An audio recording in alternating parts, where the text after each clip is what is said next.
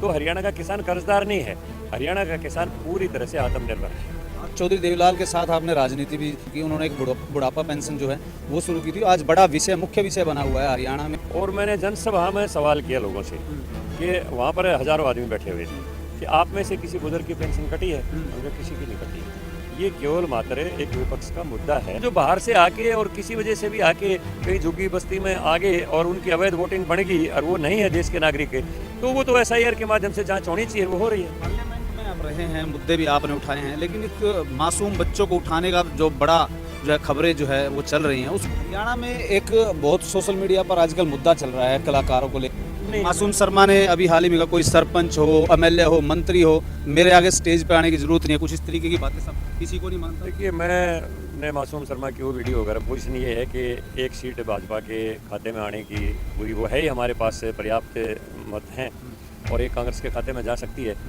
बाकी राजनीति और कूटनीति ये चलती हैं, तो क्या होगा ये तो आगे समय। नमस्कार, आप देख रहे हैं सिटी तहलका, मैं हूं आपके साथ जितेंद्र अहलावत। लगातार हरियाणा की सियासत में यदि बात की जाए तो अब राज्यसभा चुनाव, क्योंकि 2 राज्यसभा सीटें अभी खाली हुई हैं और जिसको लेकर अब चुनाव को कौन उम्मीदवार होगा उसको लेकर भारतीय जनता पार्टी हो या फिर अन्य दल, कांग्रेस मुख्य विपक्षी दल है, उसको लेकर कौन उम्मीदवार होगा उसको लेकर भी सियासी पारा गर्म है और चर्चाओं का बाजार भी गर्म है।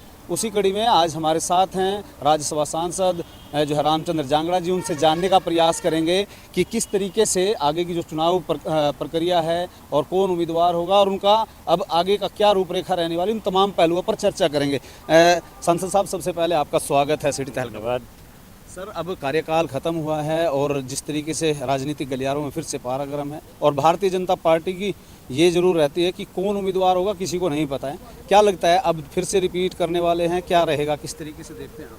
देखिए, मेरा अपना व्यक्तिगत जहाँ तक ताल्लुक है, मैं एक पार्टी का समर्पित कार्यकर्ता हूँ जी। और मेरा सोच निर्णय है, मैंने पार्टी का काम करना है, पार्टी ने अपना काम करना है। मेरा 2018 में जब मैं हरियाणा सरकार में चेयरमैन था तो सभी टीवी चैनल पर सब पर चल पड़ा था कि रामचंद्र जांगड़ा का राज्यसभा के लिए फैसला हुआ है, लेकिन उसके 2 दिन बाद वो चेंज हो गया। बिल्कुल, नाम चेंज हुआ था। हाँ, लेकिन लेकिन समय भी आप पानीपत से ही गुजर रहे थे, हमसे आपसे तो बात। मेरे दिमाग में किसी किस्म का कोई दुख नहीं था, कोई पछतावा नहीं था, क्योंकि पार्टी का अपना निर्णय है। जी। मेरा तो नाम आया तो इसके लिए मैंने किसी से कोई सिफारिश नहीं करवाई, कोई लॉबिंग नहीं की, और नहीं आया तो भी मेरे दिमाग में कोई बात नहीं, क्योंकि मैं तो 2019 में चुनाव लड़ना चाहता था विधानसभा का गोहाना से। उसके बाद गोहाना से टिकट नहीं दिया पार्टी ने, तो भी मेरे दिमाग में किसी किस्म की रिजेंटमेंट नहीं। हालांकि लोगों ने बहुत कहा जी 50,000 से वोट चुनाव जीतते आप इंडिपेंडेंट लड़ लो, मगर नहीं, मैं कोई इंडिपेंडेंट नहीं लड़ूंगा, मैं पार्टी का साथ दूंगा, जो निर्णय पार्टी ने कर दिया वो ठीक है, सर माथे है। तो 2020 में भी मैं तो कभी दिल्ली नहीं गया, कभी किसी से अप्रोच नहीं की। रात को मनोहर लाल जी का फ़ोन आया कि आपका निर्णय हुआ है राज्यसभा में आपको लेना। मैं जी ठीक है, ऑल राइट, अपने पेपर तैयार करवा लो। मैं ठीक है, करवा लूँगा। तो मेरा अब भी यही निर्णय है। मैंने 6 साल तक जो पार्टी ने मुझे जिम्मेदारी दी है जो राज्यसभा सांसद के तौर के ऊपर, मैंने पार्टी के लिए भी और अपने आम आदमी के लिए भी जो मुद्दे मेरे दिमाग में आए सही हैं, जो ज़मीनी, वो मैंने उठाए हैं पार्लियामेंट में।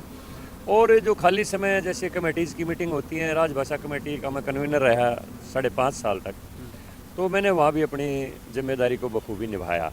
अन्य कमेटियों में भी मैं अर्बन डेवलपमेंट में भी और पेटिशन कमेटी में भी, स्टैंडिंग कमेटी में मेंबर हूँ, कई कमेटीज़ का कंसल्टेशन का भी मेंबर हूँ। तो हर एक जिम्मेदारी को मैंने अपनी पूरी कोशिश के साथ निभाया है और पार्लियामेंट में मेरी 100% हाज़िरी है। केवल 4 दिन के लिए, वो भी पार्टी ने मुझे उत्तर प्रदेश चुनाव में भेजा था, वो मेरी गैर हाज़िरी है, वरना 100% मेरी प्रेजेंस वहाँ पर लगी हुई है पार्लियामेंट में और हर मुद्दे के ऊपर मैंने सार्थक चर्चा में भाग लिया है। तो अभी पार्टी के ऊपर ही निर्णय है।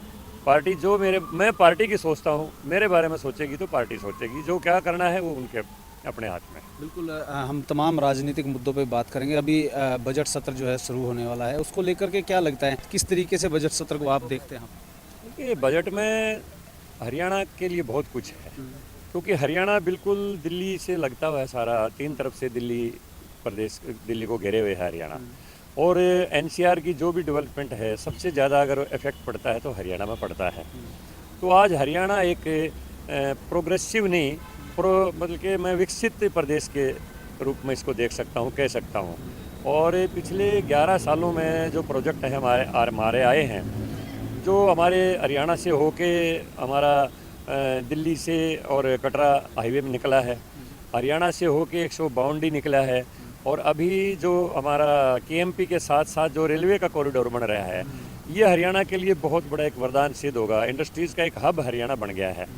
और अगर मैं देखता हूँ तो तकरीबन फ्री जोन हरियाणा के अंदर काफ़ी सरकार ने की हैं, तो इंडस्ट्रीज़ की भरमार है, तो इसमें हरियाणा के लोगों को एम्प्लॉयमेंट भी मिली है। और किसानों ने 1 एकड़ ज़मीन अगर यहाँ उसकी एक्वायर होगी तो उसके बदले में दूसरे प्रदेशों में जाके 10-10 एकड़ ज़मीन खरीद ली है। और मैंने वो दिन देखे जब हरियाणा के किसान पंजाब से टूटे हुए ट्रैक्टर लेके आते थे, उनके अच्छी तरह से रगड़े हुए। आज हमारे ट्रैक्टर पंजाब में जा रहे हैं पुराने, तो हरियाणा का किसान कर्जदार नहीं है, हरियाणा का किसान पूरी तरह से आत्मनिर्भर है। आत्मनिर्भरता की बात करी है कि एक चौधरी देवीलाल के साथ आपने राजनीति उनके साथ की, उन्होंने एक बुढ़ापा पेंशन जो है वो शुरू की थी। आज बड़ा विषय, मुख्य विषय बना हुआ है हरियाणा में कि पेंशन जो है वो काट दी गई। आज फैमिली आईडी है, उसके साथ जोड़ करके बहुत सारे जो बुजुर्ग हैं वो वंचित रह गए हैं। उसको लेकर के क्या कुछ कहेंगे आप? विपक्ष भी लगातार आरोप लगा। आज मैं जुलाना में एक जनसभा करके आया हूँ जी, और मैंने जनसभा में सवाल किया लोगों से कि वहाँ पर हज़ारों आदमी बैठे हुए थे कि आप में से किसी बुजुर्ग की पेंशन कटी है? हमने किसी की नहीं कटी है। ये केवल मात्र एक विपक्ष का मुद्दा है। कुछ जो गलत आदमी पेंशन बनवा लेते हैं, उसका जांच का आदेश सरकार ने दिया था, को काटने का विषय नहीं है। बुजुर्ग की पेंशन बाकायदा ट्रांसपेरेंट तरीके से सीधी उसके खाते में जा रही है। पहले जब 1000 रुपये पेंशन होती थी तो एक एक गांव में किसी सरपंच ने, किसी पटवारी ने सैकड़ों पेंशनें बोगस बनवाई हुई थी। जब मनोहर सरकार आई और उन्होंने डायरेक्ट डीबीटी का जो सिस्टम लागू किया, डायरेक्ट बेनिफिट ट्रांसफ़र, और किसान सीधी बुढ़ापे की पेंशन उनके खाते में जाने लगी, तो बीच का जो सिस्टम था वो ख़त्म हो गया, जो भ्रष्टाचार था।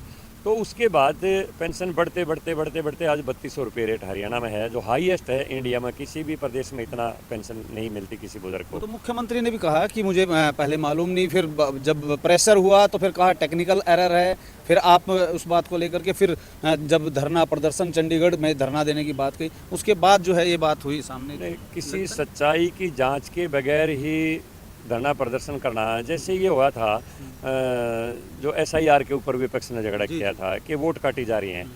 जब लोगों से सवाल किया मीडिया ने कि आपके यहाँ किसकी वोट कटी हो, कहते हमारी तो किसी की नहीं कटी है। जो बोगस वोटर थे, जो एग्जिस्ट ही नहीं करते थे, जो या तो मर चुके थे या कहीं वो रहते ही नहीं थे, इस किस्म के लोगों को सहारे जो मतदान में जो घपला होता था, उसको SIR के जरिए एक सही एक वोटर लिस्ट सामने आए, जो जितने वोटर हैं उन्हीं की वोट हो, तो वो विपक्ष ने वो भी मुद्दा खड़ा किया था। लेकिन जब लोगों से मीडिया ने पूछा कि हमारी तो किसी की वोट नहीं कटी है, आज आप मीडिया के लोग जाइए, गांव में जाइए, किसी बुजुर्ग से पूछिए कि आपकी पेंशन सबकी मिल रही है। राई विधानसभा में वो महिला, जो विदेशी महिला की फोटो को वोट लेकर के आप कहे थे, उस बात को नहीं मानते? नहीं, तरीके से आपने कहा SIR का मुद्दा था। देखिए, SIR जैसे हमारे गृह मंत्री ने कहा है कि पूरे देश में होना चाहिए, और इलेक्शन कमीशन ने भी माना है कि पूरे देश में होना चाहिए, क्योंकि लंबे समय से एक तुष्टीकरण की राजनीति चलती रही और अवैध इन्फिल्ट्रेशन हमारे देश में हुई। उन गलत वोटर्स के माध्यम से सत्ता तक पहुंचने के लिए एक बड़े षड्यंत्र रचे गए। तो वो चीज़ें जब सामने आती हैं तो लोकतंत्र का सही परिणाम तो तभी जनता के सामने आएगा जब मतदाता भी सही होगा। अगर मतदाता ही गलत होगा, बोगस होगा, तो फिर लोकतंत्र के सार्थक सही परिणाम कैसे आएंगे? तो ये पूरे देश के अंदर ही जो हमारे देश का नागरिक है, जो यहाँ रहता है, हमारे देश के प्रति उसकी एक लगाव है, राष्ट्रीयता की उसकी एक लगाव है, वो आदमी देश का नागरिक है, उसकी वोट होनी चाहिए। और जो बाहर से आके और किसी वजह से भी आके कहीं झुग्गी बस्ती में आ गए और उनकी अवैध वोटिंग बन गई और वो नहीं है देश के नागरिक, तो वो तो SIR के माध्यम से जांच होनी चाहिए, वो हो रही है। पार्लियामेंट में आप रहे हैं, मुद्दे भी आपने उठाए हैं, लेकिन एक मासूम बच्चों को उठाने का जो बड़ा जो है खबरें जो है वो चल रही हैं, उसको लेकर के क्या कुछ कहेंगे कि बच्चों की आज जो सुरक्षा है वो नहीं मिल पा रही है? आसपास से बहुत सारे दिल्ली NCR की बात करेंगे, देखिए एक आध घटनाएं ये अखबारों में हमने भी पढ़ी हैं, लेकिन इसमें तो मेरा कहना ये है, ये तो इस तरह के जो लोग हैं जो ट्रैफिकिंग का काम करते हैं वो हमेशा गलत काम करने की कोशिश करते हैं, लेकिन उस सिस्टम के ऊपर पूरी नज़र है सरकार की।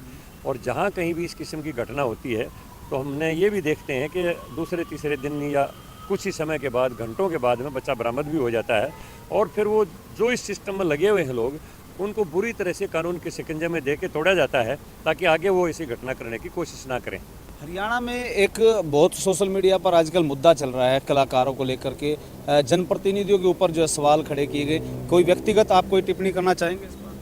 नहीं, मासूम शर्मा ने अभी हाल ही में कहा कोई सरपंच हो, एमएलए हो, मंत्री हो, मेरे आगे स्टेज पे आने की जरूरत नहीं है, कुछ इस तरीके की बातें सब किसी को नहीं मानता। देखिए, मैंने मासूम शर्मा की वो वीडियो वगैरह मैंने देखी नहीं है, मैं आपके मुंह से ये बात सुन रहा हूँ, इसलिए मैं उस बात के लिए पूरा अपडेटेड नहीं हूँ। ठीक है। लेकिन किसी भी, चाहे कोई कलाकार है चाहे कोई है, उसको किसी दूसरे से अपना कंपैरिजन करना या अपने आप को बड़ा बताना, ये मैं भी अच्छा नहीं मानता हूँ। तो हम नेता हैं तो हम भी पब्लिक के आदमी हैं, हम किसी से बड़े नहीं हैं, हम भी एक समान नागरिक हैं। अभी क्रॉस वोटिंग का अक्सर यहाँ पर देखा गया, पहले भी रहा है। क्या लगता है अब की बार भाजपा दोनों सीटों पर रहने वाली है? किस तरीके से देखते हैं आप इस चीज़ को कि 2 सीटें जाएंगी या कांग्रेस को भी खाते में भी जा सकती है? देखिए, बात ये है, फिलहाल तो पोजीशन ये है कि एक सीट भाजपा के खाते में आने की पूरी वो है ही, हमारे पास पर्याप्त मत हैं, और एक कांग्रेस के खाते में जा सकती है। बाकी राजनीति और कूटनीति ये चलती हैं, तो क्या होगा ये तो आगे समय बताएगा। शुक्रिया बात करने के लिए। ये थे राज्यसभा सांसद जो रामचंद्र जांगड़ा जी। तमाम सवालात जो हमने किए आज की परिप्रेक्ष्य में राजनीति से संभव और उसको लेकर इस इंटरव्यू से आपका क्या सरोकार है, आप भी कमेंट बॉक्स के माध्यम से हमें बता सकते हैं। और ये इंटरव्यू आपको अच्छा लगता है तो इसको आप शेयर भी करें और अपनी प्रतिक्रिया भी ज़रूर दें। शुक्रिया।